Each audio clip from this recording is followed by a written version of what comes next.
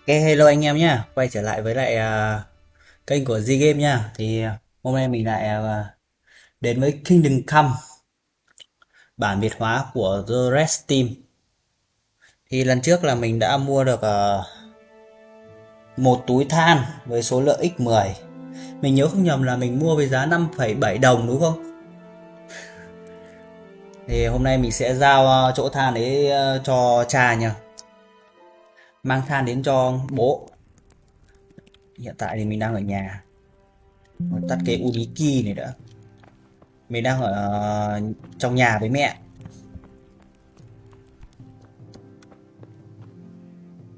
Nhà vẫn còn khá nhiều thức ăn này, vẫn còn táo này. Đâu rồi? Bố đâu rồi? Cái này ăn đâu? Ăn từ nồi. À cái này là thả thêm táo được không? Thả táo. Ăn. Ok, no rồi đấy. Đến chỗ bố nào. Giao than cho ông ấy. Lần trước mình cũng đã kiếm được cả cái gọi là cái chắn kiếm, cái chắn cho thanh kiếm ấy.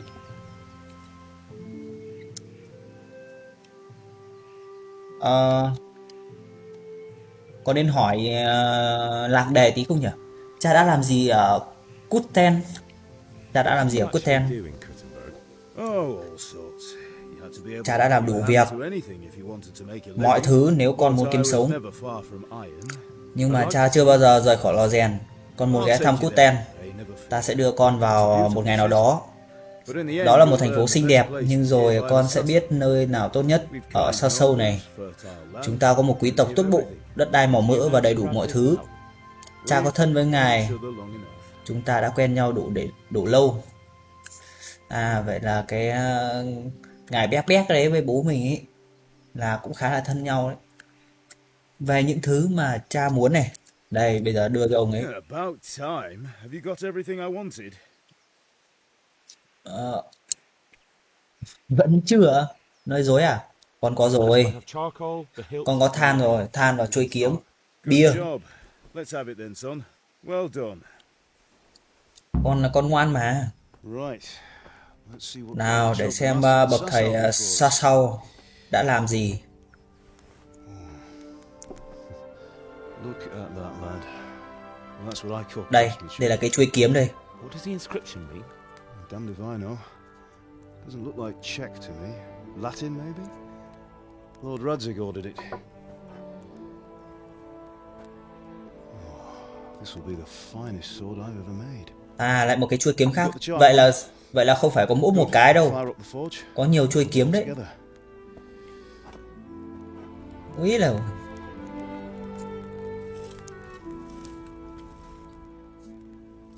By the way, someone paid me a có người vừa đến call. gặp ta đấy. I reckon you might know Ta what it đoán was con có about. thể biết nó nói về chuyện gì. I'm not sure. Con cũng không chắc nữa. Really? Thật sao? Because I'm pretty Bởi vì sure ta khá chắc là con you với and mấy your đứa bạn con friends vừa have ném phân vào dug cái nhà mấy Deutsch's quét freshly vôi. whitewashed house. Ôi thôi chết I was here rồi. with the catchpole earlier, and it was not a friendly visit. What got into you, Hal? Con làm thế để con lấy tiền về Deutsch cho was bố talking mà. treason in the tavern about Sigismund and the king. He got what he deserved. Hắn ta đáng bị như vậy. Got what he deserved, did he? You can go and clean up the mess you Con có thể made đi and dọn đống lộn xộn apologize to him. đó và xin lỗi hắn không? I have a trade to run. The German pays well, and having my son in the pillory helps nothing and nobody, least of all the king. You understand? Yes. Look me in the eye, Henry. Là ông bố bắt cậu Henry này là phải đi xin lỗi cái thằng đấy. Xin lỗi cái thằng mà mình đã ném phân vào nhà hắn ở phần trước ấy. So you think it's right to let traitors speak Tên ill of phản bội our nói king? xấu nhà vua là chuyện đúng đắn sao? The boy gets caught, making a fool of himself, and he still hasn't learned his lesson. So Deutsch spouts rubbish, and what? You turn into a common thug.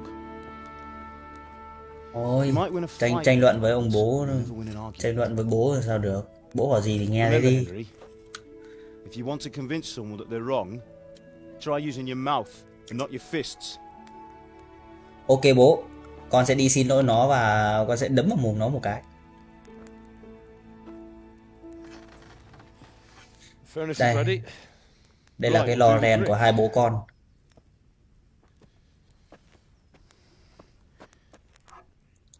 I'll heat it up. and When Ta I sẽ take nung it nó out, lên. Và you lúc ta lấy slip nó it ra, in so con it trượt fits cái cán exactly. vào vừa You vặn. know what you're doing.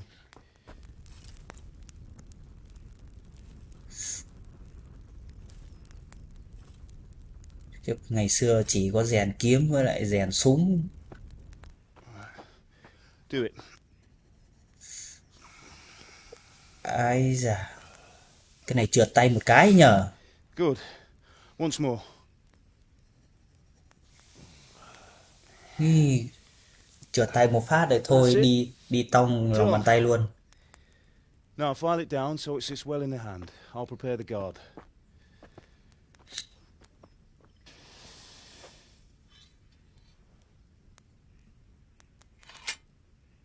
Ê, cái chuôi này đẹp hơn này. Còn một cái chuôi nữa, một cái chuôi nó ngắn ngắn. Father, why did you leave Prague? Who ever heard of a master swordsmith making horseshoes in a village?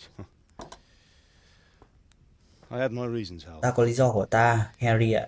And here I have your mother and Và me. ở ngày Why would I đấy want any other life? đã có mẹ con rồi mà. Do you Có remember sắp Emperor Charles? sắp Việt ở đây thì mọi người Life was good mọi người under his cứ reign. đọc ở dưới nhé. Better than now. He built Đây là half bản Việt Prague, sắp mà mình a score of castles, tải về để cho with a bridge made over cho the Moldau, mình and và mọi founded người a hiểu university. rõ về cốt truyện hơn. And all without a war. He knew how to rule. Better than Wenceslas. Better by far. Cái này hiểu cốt truyện là chính thôi. Còn điều khiển với lại ta Doesn't chơi have it nhân vật easy. cũng chỉ là một cái để gọi là It's hard to xây step dựng into cốt the truyện ấy. shoes of someone whose like is born only once a thousand years. What about Sigismund?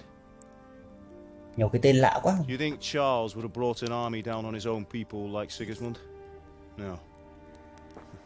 Wenceslas may not be the equal of his father, Có but thể không Sigismund, thể bằng được cha ấy, nhưng he brings Sigismund shame ông to ta the mang royal đến name. nỗi ô nhục. How's it going? Give it here, and we'll put it all together.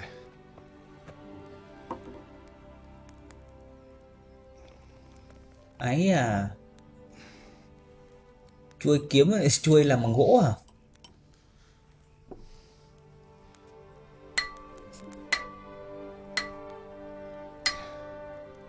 À. Thì ra cái tròn tròn này để làm cái nít. It's magnificent. Indeed it is. The Lord be with you. My father sent me for those nails. Good day to you, Teresa. They're ready. Will you fetch them for me, Hal? They're in the trunk in the living room.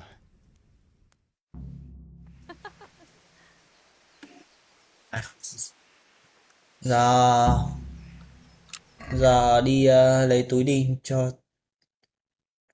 Trista. Nhiệm vụ gì đây nhỉ? Nhiệm vụ A à? Ok đi thôi. Về nhà đúng không? Về nhà lấy đinh đúng không?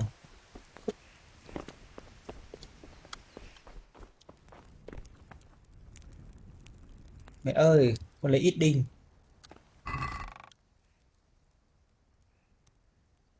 Đây rồi. Ồ, nhà nhiều đồ thế. Giá 100 luôn này, rượu lưu hương này. Thôi mình lấy đinh thôi. Lấy.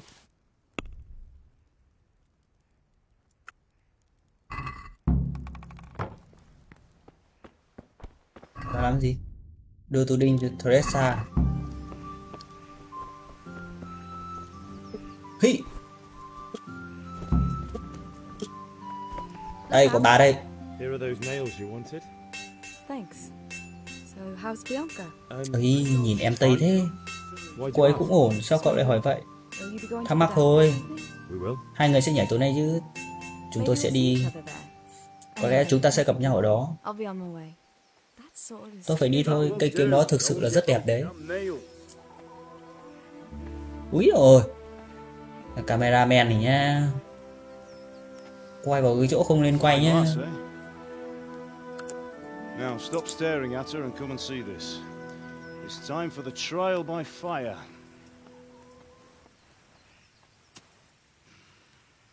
Thử kiếm à?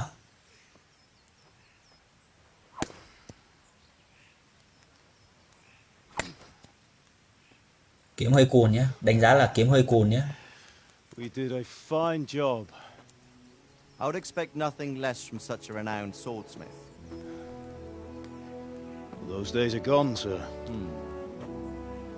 You haven't lost your skills, though.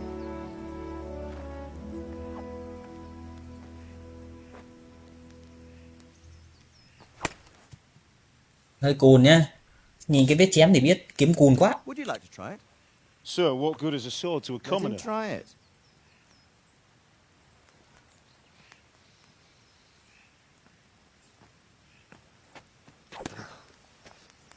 Đấy. Ui dồi.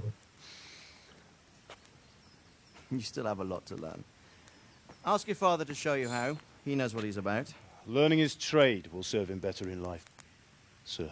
Perhaps. But who knows what the future holds for each of us. I see that you almost have it finished. It just needs a polish, then Henry will Nó bring chỉ cần it. đánh bóng nữa thôi. Excellent. Fine work. Very Vậy là đánh fine. bóng xong là kiếm nó mới sắc A đúng không? sword such as this will bring honor to its Một thanh bearer. kiếm như vậy sẽ What thực say sự you, mang Sir đến sự vẻ Isvan? vang cho chủ True, nhân. Sir Radzig.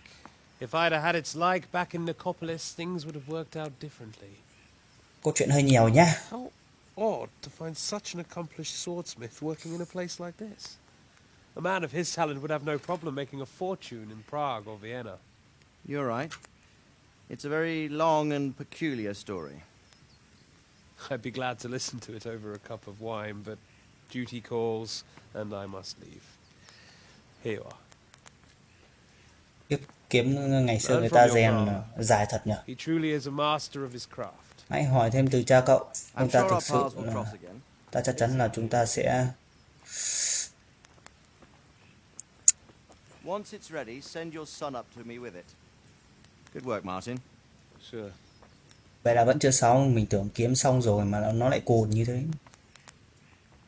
It's been an honor, Sir Isvan. Have a safe journey to Sasau. The honor is mine, Sir Radzig. Thank you for the hospitality. A long, peculiar history. That was a long time ago. I Không có might qua tell you được. about it sometime, but not today. Từ rất lâu rồi chứ rồi. Will you teach me how to use Cha it sẽ like dạy con cách dùng nó Thoratic chứ, như ngài Raditz đã từng nói. Tại sao? Seth? It could come in useful. Thì nó có thể hữu ích. Maybe I'll travel a bit before settling down. Con muốn đi cầm kiếm đi đánh nhau. I'd like to know more than the tavern on the green and the forge. Con muốn biết nhiều hơn. You know the trouble with an adventurous life, son? It can end before it gets started. I might teach you how to handle a Ta sẽ dạy sword. con dùng kiếm rồi And sẽ có someone người will bạn shoot con you bằng with cái a nỏ crossbow as nên soon khi as con you vừa set bước foot chân ra outside khỏi the nhà. house. Talk as if you've seen it happen. A man my age has seen a lot. Being a blacksmith might bring no glory, but it has its benefits, like keeping your head on your shoulders. I want to end my days Ta muốn kết in thúc một ngày Skalitz, của mình here, ở Skalitz. beneath the linden tree and by your mother's side. Well, so do I, one day. But first, I'd like to see the world, meet new people. Meet them or beat them. Meet. You have to keep going on about it. Then you've no need to learn swordplay.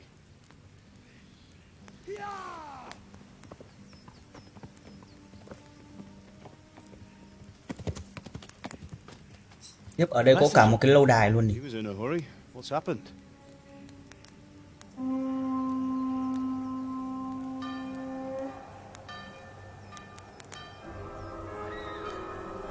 Đây có hẳn một cái lâu đài luôn.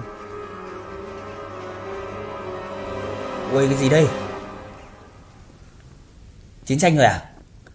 Sắp được đánh nhau rồi.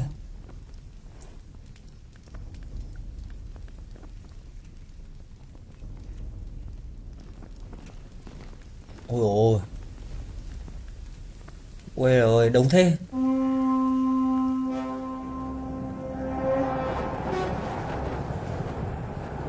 Ui ui ui ui ui.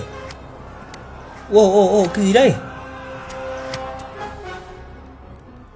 Listen to me, Al. Listen carefully. Take the sword. go Lấy into thanh the kiếm house. vào trong nhà lấy bất cứ thứ gì quan trọng từ cái hàng chạy Castle. chạy từ lâu đài nhanh lên. Ô cái gì đây? Sao đột ngột thế? Your mother is in the village. Mẹ con ở trong làng, ta sẽ tìm bà ấy và chúng ta sẽ I'll go theo with you. theo ngay sau. You do what I say. Còn làm những gì ta bảo ngay bây giờ. The sword to Nhanh lên, If anything đưa thanh kiếm này cho ngài Raditz. he owes me.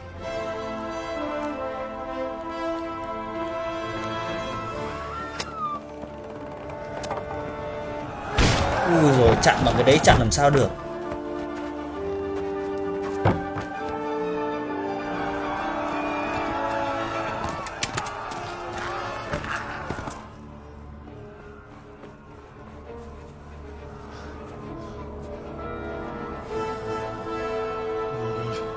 Quickly! We have to close the gates! Move! Come on, we're closing! Move it, people! Thế là giờ mình phải như nào? Mình chạy đến lâu đài này luôn chứ. Thank God! Get inside quick! We have to shut the Keep gates! running, people! Come on! Mind this for me. Are you mad? You can't go back! Ah, Get through the Ôi gate! ôi. Khổ, người dân chạy toán loạn luôn ạ. Là sao? Ôi ôi. Đây đây này, bố mẹ mình đây này, bố mẹ mình đây này.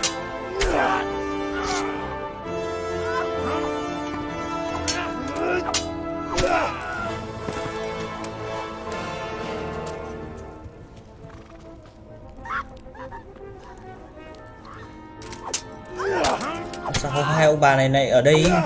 Sao mẹ mình tự nhiên lại chạy ra đằng này? Đây rồi, ra cứu nhanh lên, ra cứu nhanh lên. Ôi tôi sao rồi? Chắc là thằng kia đánh rồi. Ui giời ơi. Ôi rồi ôi.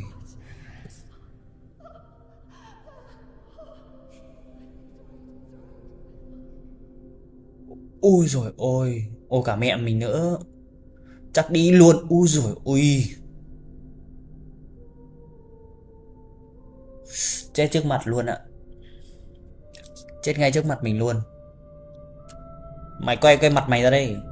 Bố mày nhớ mặt mày rồi. Ghim. hurry, Henry! There's nothing you can do!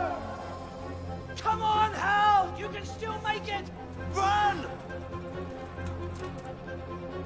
Bố mày nhớ mặt mày.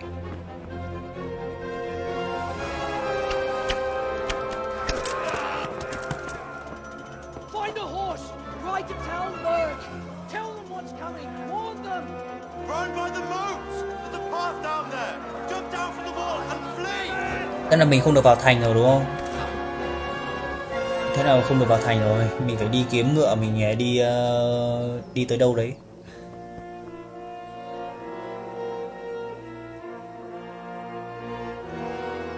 Đây ngài Raditz đây. Ngài Raditz chưa có kiếm ạ.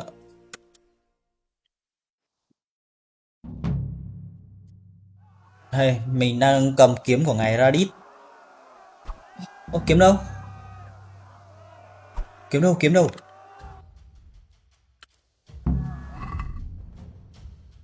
Chạy. Kiếm một con ngựa. Ngựa đâu? Lôi kiếm ra. Đấy. Thế là trang bị rồi đúng không?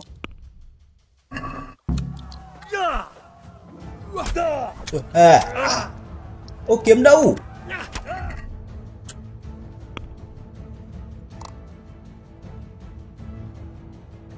Làm sao để cầm? Chết rồi. Bị thương mẹ rồi. Thương tích ở đầu rồi.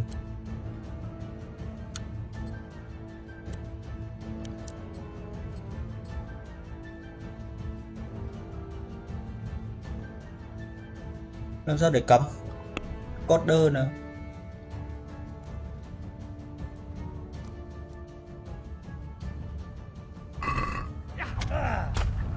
Ôi tôi chết sừ rồi, nó còn đâu nữa.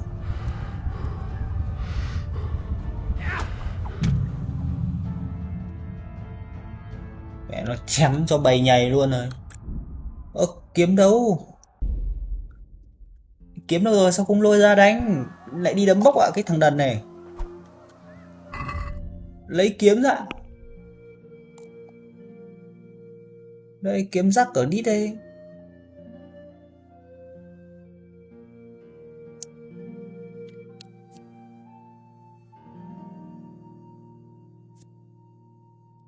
Ôi chạy đã, chạy đã, chạy đã.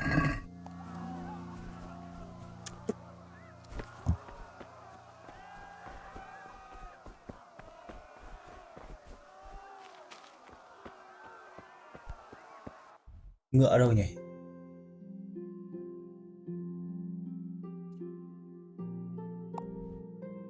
Đây thời điểm A này à, mình phải vào chạy ngựa à? Cứ đi thẳng đến chạy ngựa đã.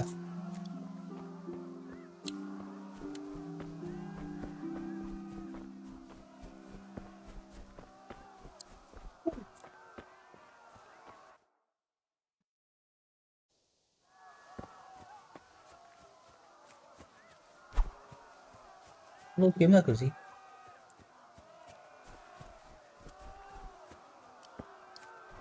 You pigs! Don't touch me, or I'll Ngựa kill ngựa you. ngựa ngựa ngựa có ngựa rồi, có ngựa ngựa ngựa ngựa ngựa. Go to hell, you Tatar beast! Jokis kalat, nepefenke tafka. Most meglátod?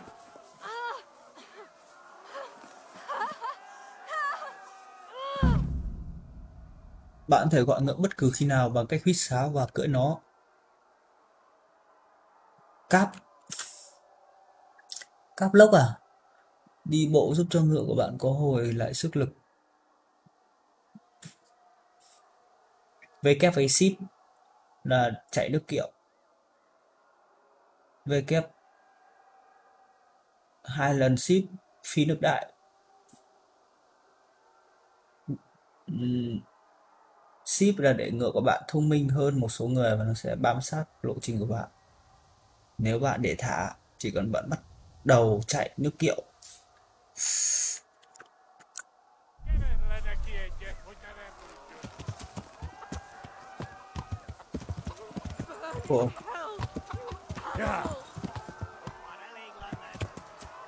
khó thế.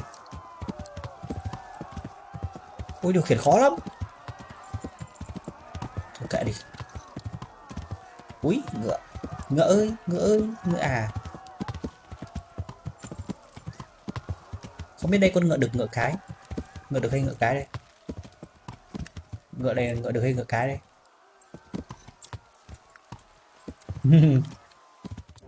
Ồ.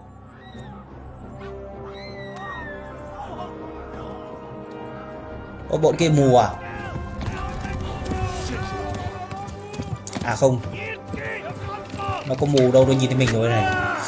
Ái à. Mày bắn vào mông bố mày nhá.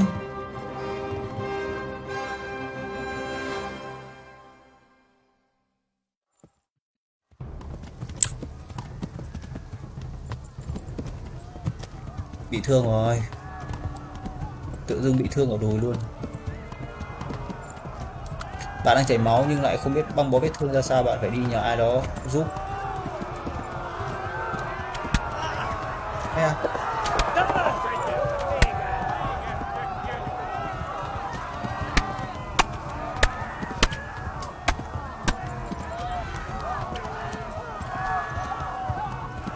Ây à. Ôi nó bắn mình kìa. Ai à, ai à. Left. Almog is to the left, along the stream.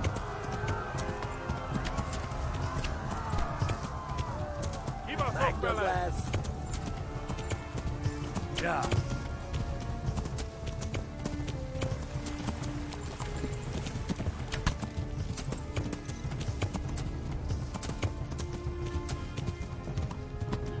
Bắt chưa? Ui ôi.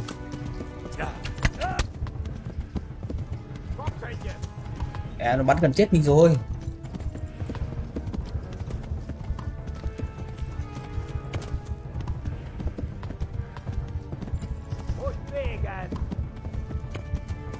Szétszabdalak Ôi anh meg, ơi. osztalicska. Thôi mấy anh ơi. Mấy anh ơi, tha cho em. Flee!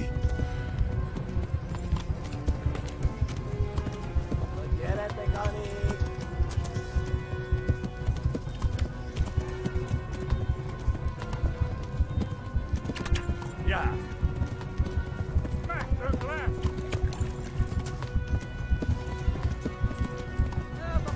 À, kia là thể lực của ngựa, mình nhìn thấy thể lực của ngựa rồi. Scallops!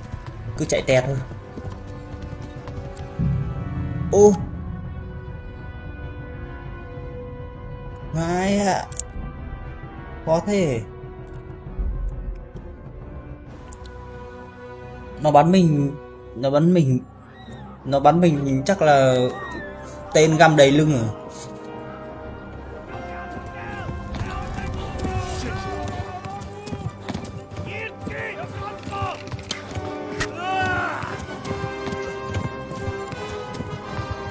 Mấy thằng chó nha, đuổi bố mày dai nhá.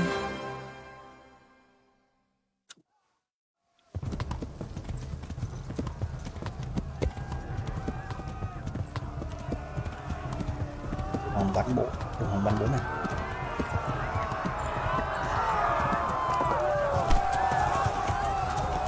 Lên ngựa ơi.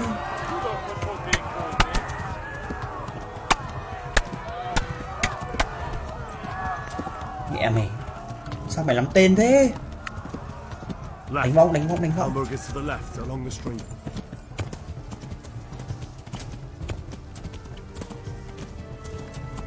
Nhầm rồi. Damn it, not this way. Where the hell have I gone now?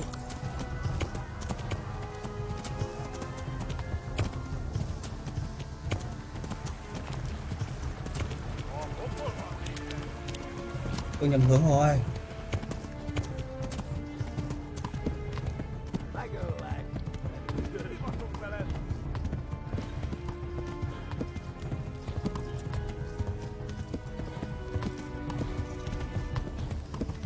Nhanh lên ngựa ơi. Đừng bị mệt mà ngựa ơi. Chạy đi ngựa ơi. Ủa mẹ, đuổi dài thế. Cố gắng đừng để bị dính tên nữa là được. Ngựa sắp hết thể lực rồi này. Ôi. Flee! Go! They'll kill you all!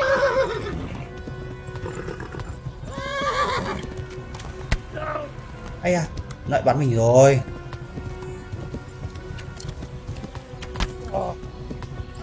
Run for it!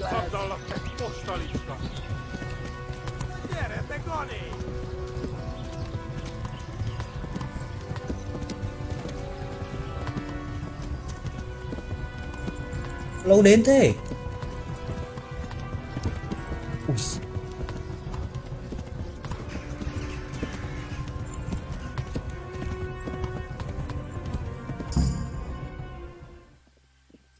Ui dồi. Mẹ mấy thằng chó. Nó bắn mình. Ui rồi.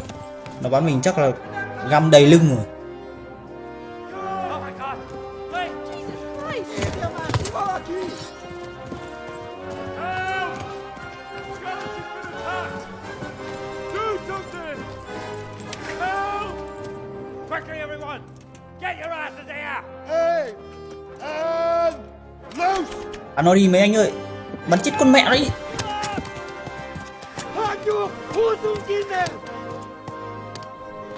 Ủa, bắn xì rồi mấy anh ơi. Bắn chết con mẹ nó đi. Nó vừa bắn em mẹ. Đỏ hết cả mông rồi. We're closing the gate! Ôi à.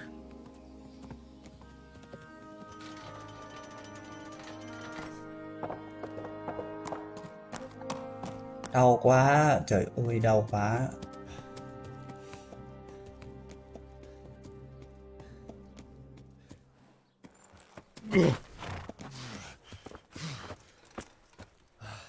Someone give him a drink. And bring hot wine and bandages. Mang cả rượu nữa.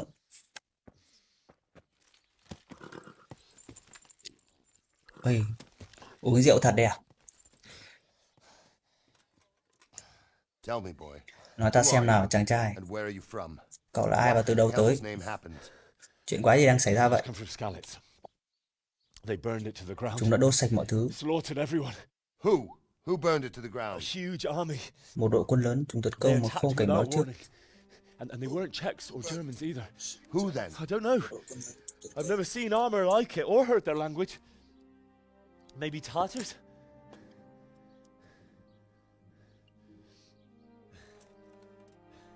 Tartars, you say? Well, we'll deal with that later. Ta sẽ giải quyết chuyện này First, let's sau. have a look at that leg of yours.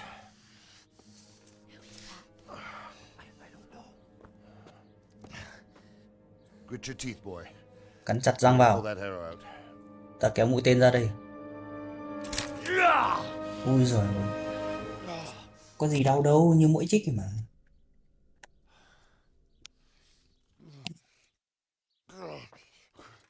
Easy. All done. You were lucky, lad. The arrow missed the bone. It only Tên không needed trúng xương cậu, bandaging, and I've chỉ done cần that băng bó awfully thôi, enough và before. ta làm việc đó nhiều lần trước đây rồi. Teacher. Can you stand? There you go. Good as new. Cái ông này lại còn vỗ thằng bé thế. If you idlers nothing better to do, get back to work. You'll have to speak to Lord Divish. Cậu sẽ phải Can nói you chuyện với manage? lãnh chúa Divis.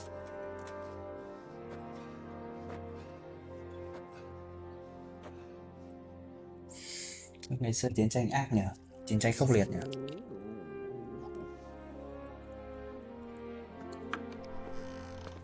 Đây chắc lãnh chúa đây.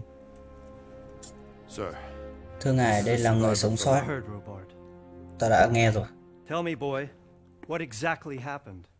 Did you see the ensigns of the Cậu có thấy huy hiệu của những kẻ tấn Were công there any không? more survivors? Còn ai sống sót?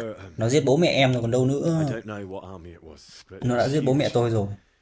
There were dozens of banners flying on the hill above Skalitz. The ones who did the slaughtering spoke a strange language. Kẻ tàn sát nói một thứ ngôn They ngữ burned kỳ lạ. Skalitz to the ground. Chúng thiêu rụi Scarlet. A lot of people took refuge in the castle. Nhiều người đã được ẩn náu kịp ở vào trong lâu As đài. I fled, they shouted from the Khi tôi bỏ battlements, chạy, bọn họ đã hô trên. The soldiers the boy didn't recognize. They could be those Cumans of Sigismund's. It said they came to Hungary from the east, and now they're the core of his army. Sacking Gutenberg. Gutenberg Given him a chắc hẳn taste là of ông ta stolen đã silver. có những Skalitz đồng is bạc. a small castle, sir. If Scarlet Sigismund là một lâu đài attacks, nhỏ. they can't. Nếu Sigismund tấn công, Indeed, Sir Robard. ôi tiền And tích, our small garrison tình would tiết be rất là no nhanh help, nhá. even if we could risk sending them. You think we're next in line? Maybe. Giờ nhanh nhanh cho mình đi học võ cầm kiếm, đi trả thù cho bố mẹ thôi. What's your name, boy? I'm Henry. Nhanh cho mình đi trả thù Son of the bố mẹ Scarlet mình, nhanh nhanh tí được. I know him. Did he make it inside the castle? I'm sorry. Ta rất là tiếc. It's in God's hands now. Giờ mọi chuyện chỉ do No one Chúa else định can đoạt. help us. Chẳng ai có thể giúp được ta cả. Anyway, thank you for Cảm ơn cậu risking vì your đã neck liều mình for cảnh báo us. cho chúng ta. Robard, take care of Henry. Make sure he gets something to Ông hãy eat chăm sóc cho and Henry, rest. đảm bảo cậu ấy được ăn uống nghỉ ngơi. And get all the people inside the gates. We have to prepare for the worst. Make all the necessary arrangements. Hãy chuẩn bị những thứ cần thiết. Command, sir. Xin tuân lệnh thưa ngài. Ok, vậy là ta đã vào được cái lâu đài còn to hơn cả lâu đài cũ. Rồi sau đây chúng ta sẽ sống ở đây như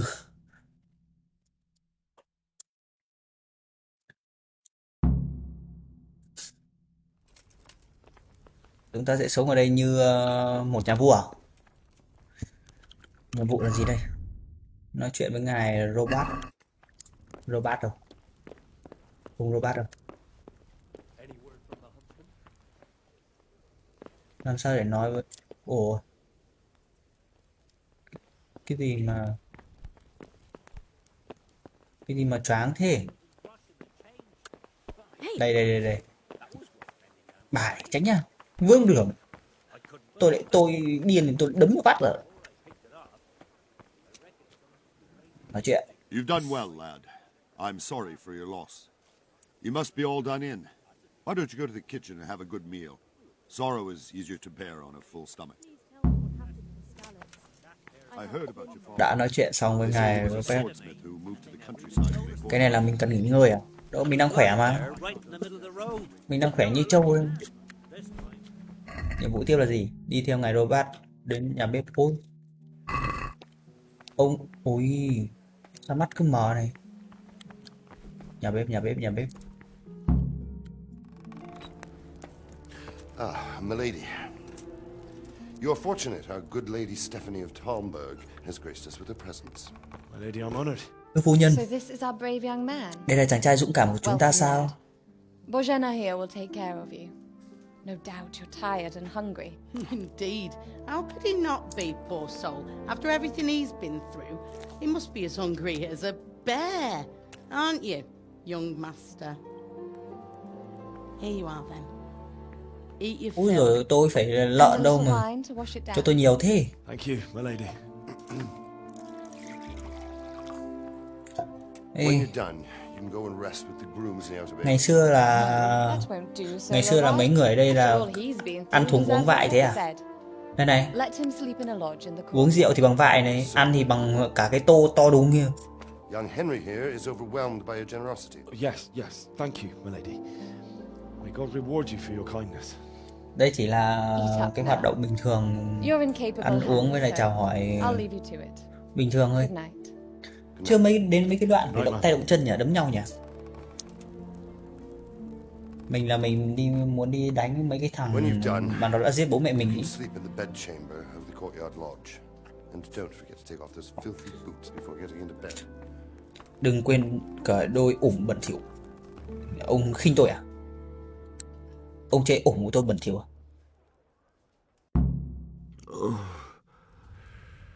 Something to À, đói bụng. Đói lắm rồi, ăn. Ăn.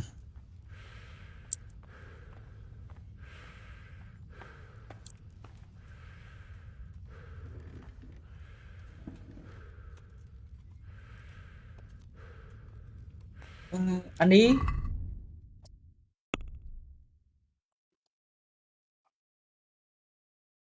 Ăn.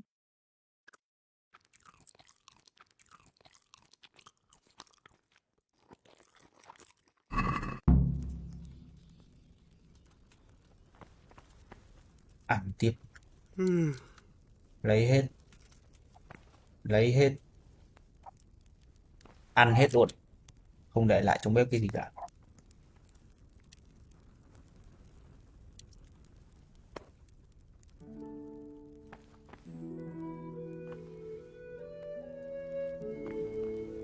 Có để ngủ không chị ơi? À đây.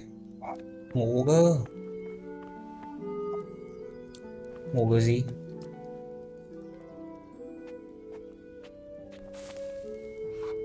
This bed is probably taken. I'm supposed to go and sleep in the chamber. À, giường này có chủ rồi, mình phải đổi giường. This bed is probably taken. Vẫn có chủ I'm rồi. supposed to go and sleep in the chamber. Vậy thì ngủ ở đâu? Nhà nghỉ ở sân trong và ngủ đến sáng. Ui rồi ôi.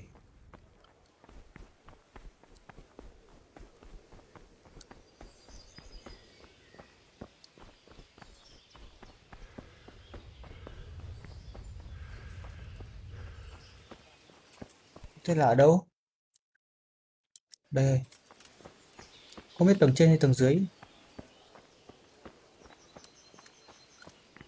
You fled from Scarlet's? How did you manage that? Xin lỗi. Tôi không biết là phòng của anh. Tôi tưởng phòng của tôi. Look out.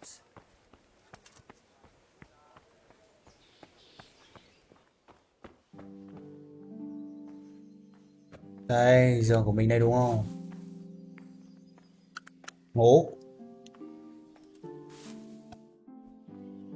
Bạn muốn ngủ trong bao lâu?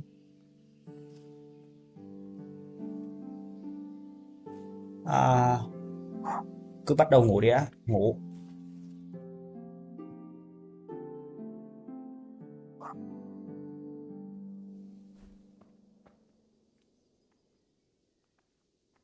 Đã đủ đâu.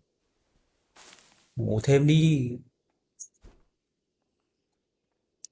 Thế là mình phải quay à?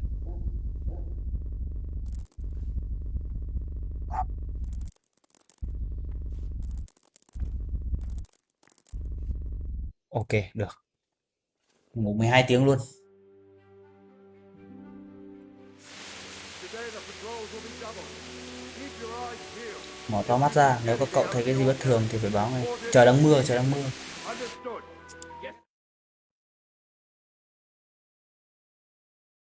Ờ, đâu rồi nhỉ? Trời đang mưa to. Yes?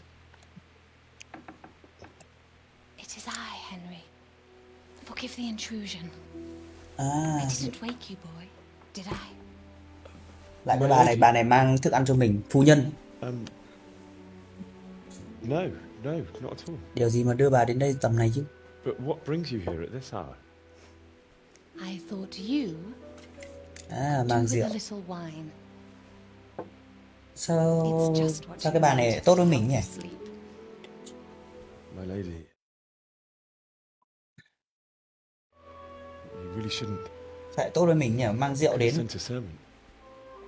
I was going to, but to tell you the truth, Ta cũng không thể ngủ được. couldn't sleep either. I thought of you while saying my prayers. How awful it must have been for you. À, có sự đồng cảm. Bà này là bà cũng không ngủ được, mà trong khi là mình vừa ngủ 12 tiếng xong. Thank you. Thank you kindly. You're welcome. Henry, ta biết là tất cả đều mới lạ đối với cậu, nhưng ta muốn I cậu ở know đây this cảm is thấy như ở all nhà. very new and strange for you, Sao tự nhiên tốt với mình thế nhỉ? but I want you to feel at home here. You're not to worry about anything except getting better. God knows you've been through Chúa a biết là terrible cậu đã trải qua ordeal. một thử thách khủng khiếp.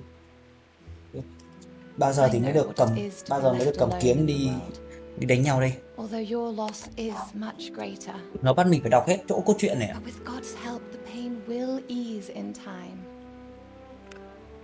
And it can help to talk about it, if you feel like it. Anh em nào ai hiểu thêm về cốt truyện này thì bảo mình với nhá. Bởi vì mình vẫn chưa hiểu lắm về cái cốt truyện ấy. Thì mọi người có thể để lại bình luận ở dưới đây nhé. Cái gì đây? À, đang nói chuyện với mình đúng không? Kể chuyện thêm về cuộc đột kích đi. You might be right, my lady. Bà có thể đúng thưa phu nhân. Tôi sẽ kể cho bà về những gì đã xảy ra. Nó thật là khủng khiếp và không thể ngờ được. The day started just Ngày like hôm any đó other. cũng như bao ngày khác, và cha tôi sai tôi ra phố làm việc lặt vặt.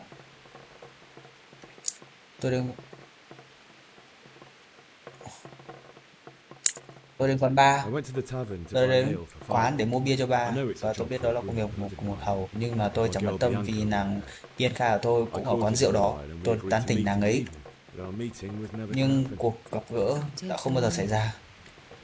When I'd done all the errands, I headed back home. À, mình đã I tăng promised father I'd mình đã help him with his work. mình vừa tăng điểm nói chuyện rồi kìa. He was forging a sword for Sir Radzig. À, tôi đã bí mật học đầu kiếm rồi. Father and I Cứ always tăng thêm lời chatted nói đi. forge. On that particular day, I asked him if he'd teach Tăng me thêm một chút nói swordsmanship. chuyện đi.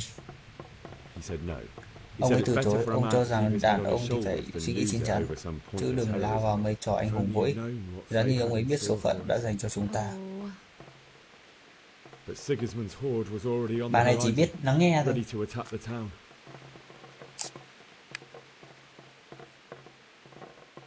Lúc đó có một đoàn rất đông, A horde of soldiers was một đoàn rất đông những kẻ tấn công đã pennants tụ tập flapping lại, in the wind, cờ hiệu the phấp army phới, những bộ glistening in the giáp lấp sunlight, lánh, and the horses ánh whinnied nắng và những con ngựa rên rỉ một cách sốt They ruột. were waiting for Sigismund to give the command to attack, how awful. and then death descended on Skalitz. Người dân Scarlet chạy đến đây. Cuộc tấn công rất là khủng I've khiếp. never seen a raid before, and it was terrifying. The moaning of the wounded, death rattles, the terrible screams as swords passed through flesh. There was nothing but confusion, blood, Cái này mình chọn death. theo lời thoại để It's mình có thể very tập. sad. Ô, thất I bại ran á? to the castle like our neighbours to take cover, but I didn't make it. I had to find another way to save myself. The men on the battlements called down to me to flee to Talmberg and warn you. Mình vừa tăng thêm I cái was thất bại lucky I rồi. knew a concealed path around the Đây này, nó castle. có một cái điểm chỉ số thất bại hay không.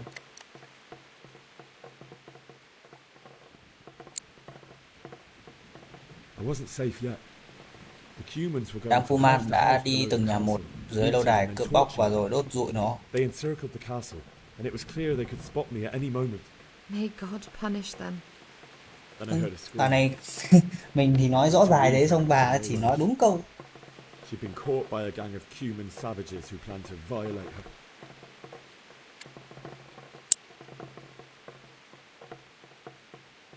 Không, mình không thể nói dối được đâu. Hay mình nói dối nhỉ? Cô gái làm ở cối say thóc, cô ấy đã bị bắt bởi đám cung gái man dợ. Bọn chúng đã định làm nhục cô ấy. Tôi đã muốn giúp nhưng mà tôi không I thể. wanted to help her. God knows I wanted to. Even though I had the sword we made for Sir Mặc dù tôi có thanh kiếm mà chúng đã rèn cho ngài, mà chúng tôi đã rèn cho ngài Radit. I only just managed to grab Tôi one chỉ of their tóm horses được and một ride trong off. những con ngựa của chúng và phóng đi. Tôi còn không thể cứu được bố mẹ của mình. It wasn't your fault. I'll never forget the horror. Tôi sẽ không bao giờ quên được cảnh tượng kinh hoàng ấy. Nó sẽ ám ảnh tôi suốt quãng đời còn lại. That's terrible. How could something like that happen? God alone knows why he let such Chúa mới things biết được happen. tại sao ngài lại để những điều này. Oh boy, I understand your Ôi, grief, cậu but bé God is tội not nghiệp. to blame for the ills of this world. That is the work of Satan and those who do his bidding, those who are corrupted by greed, envy, and pride.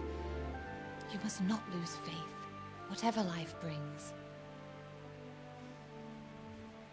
Fate has not been merciful to me, and my husband either.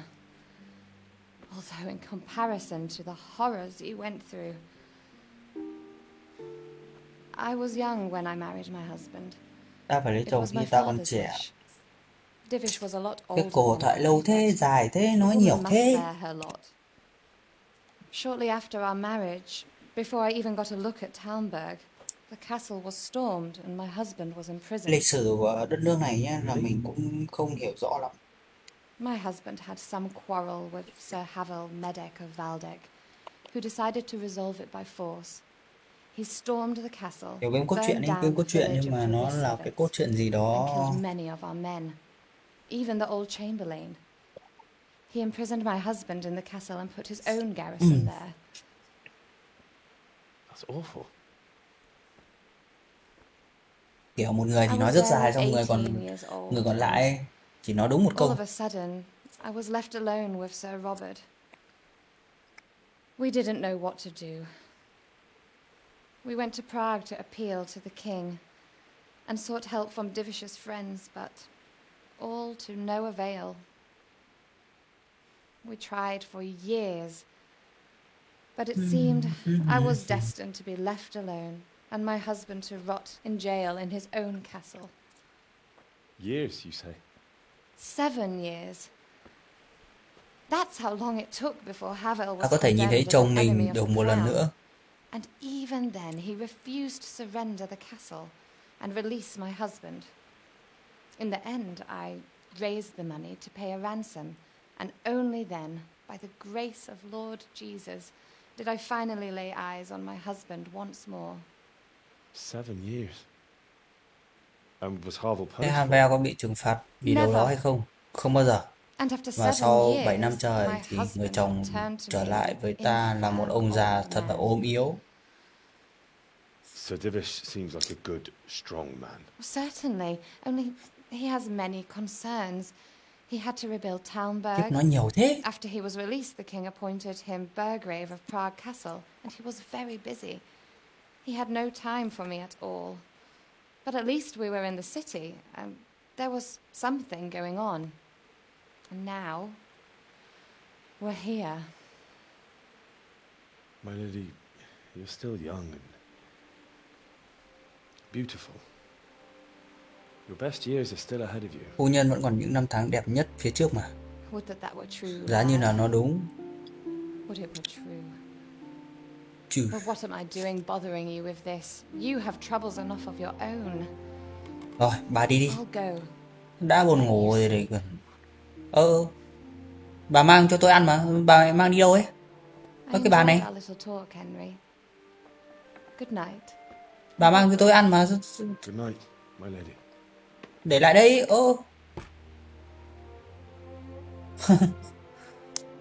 Tưởng mang đến cho mình. Cuối cùng nói chuyện chán rồi lại cầm đi. Anh ơi, anh không nghe thấy ngài Robert bảo gì à? Bỏ cái đôi giày bẩn thỉu ra rồi mới lên giường chứ. Con người với lòng tự trọng nhưng vẫn còn đi giày lên giường ạ. Ôi lại nhớ lại. Gặp ác mộng luôn. Nhớ lại cảnh bị bố mẹ bị giết.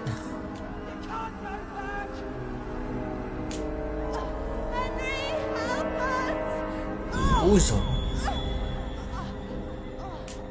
Thế này mà bảo sao không cay được.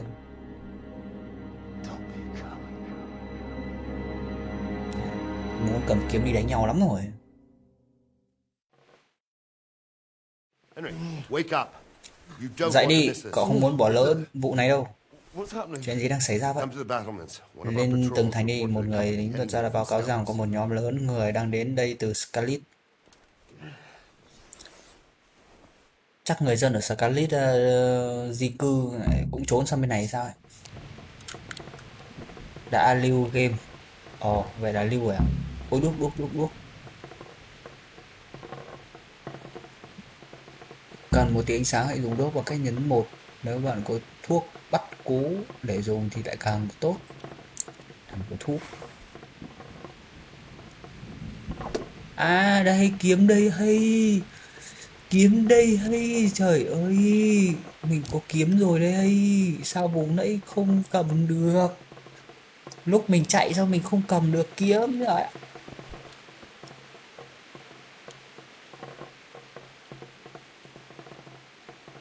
Đấy bạn ở trong khi vậy là mình không được cầm vũ khí. Cầm vũ khí là sẽ gây hoang mang.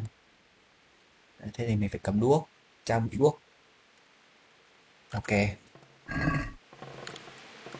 đuốc.